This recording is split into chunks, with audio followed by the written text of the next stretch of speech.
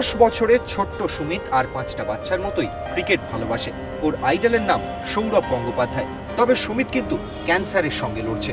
শনিবার সকালে ওর স্বপ্ন পূরণ হলো, কারণ ওর সঙ্গে এসে দেখা করে গেলেন ওরই আইডল সৌরভ। সুমিত কুমার, বাড়ি ধানবাদে। টিভিতে সৌরভের খেলা দেখা, স্কুলে ক্রিকেট খেলা, ক্রিকেটই সুমিতের ধ্যান জ্ঞান। কিন্তু 1 বছর আগে ধরা পড়ে সুমিতের ব্লাড ক্যান্সার হয়েছে। চিকিৎসকদের ভাষায় প্লাস্টিক অ্যানিমিয়া।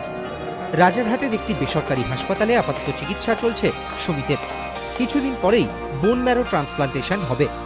ক্যান্সারের সঙ্গে কঠিন লড়াইয়ের মাঝেই শনিবার সুমিত পেল নতুন সাহস।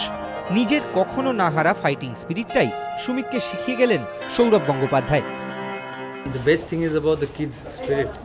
এত ট্রিটমেন্টের মধ্যে দিয়ে যায়, injections, blood transfusion, spirit is amazing. নিজের অটোগ্রাফ করা ব্যাট, প্যাড, গ্লাভস, সাদা ক্রিকেট শার্ট, সঙ্গে কেক, চকলেট। সৌরভ সুমিতকে ভরিয়ে দিলেন আদরের অনেক উপহারে। আর সুমিত দাদাকে দিয়েছে নিজের হাতে আঁকা গ্রিটিংস কার্ড।